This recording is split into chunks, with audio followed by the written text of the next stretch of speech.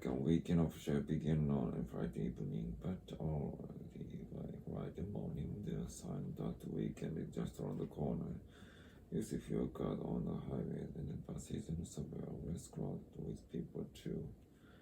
This is because some people take a day off on Friday to have 3 weekend. Things sounds different at work. People don't wear the same clothes as they wear on weekdays. They dress themselves more casually. For instance, manager and my put on casual sports clothes instead of coat and ties. So people put on blue jeans. This trend toward Easy Fridays is popular with employees who normally wear uniforms to work. In Los Angeles, for example, bus drivers are usually dressed in military-style jackets, hats, and trousers. Recently, however, they have received permission to wear polo shirts and baseball caps on Fridays. Transportation officials believe that this new Friday dress code is good for the driver more, and they are also sure that the patients won't mind just as long as the passes run on time.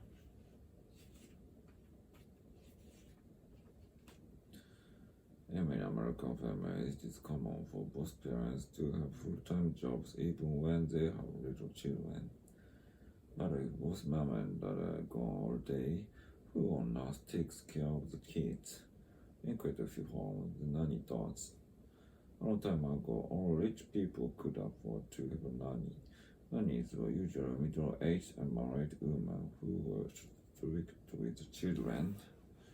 They insisted on the children behaving themselves at all times.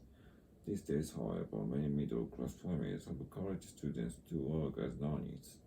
Usually these people who take care of children are young women, but some young men do this type of work too. Often nannies live with the family and children grow up to love them very much. These living jobs appeal to college students because they don't have to spend money on rent or food. Sometimes foreign students take jobs as nannies, hoping such work will help them improve their English skills. There is one problem though, because they spend so much time playing and talking with little children. Most of the English which they learn is baby talk.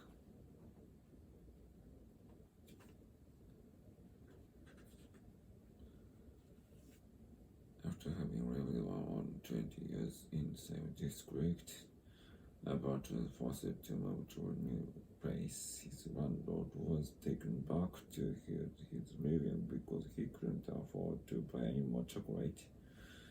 It all began a year ago as Albert returned home one evening. He found a large dog in front of the gate. He was fond of animals, and as he happened to have a small piece of chocolate in his pocket, he gave it to the dog. The next day, the dog was there again. It held up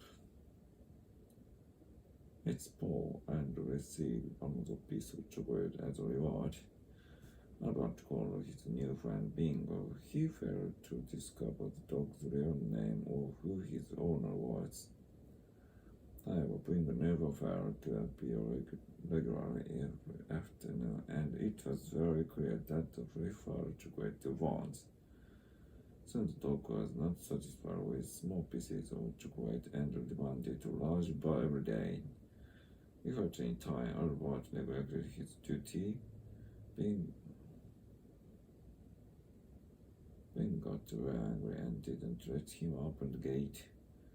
He was now at the mercy of Bingo and had to bribe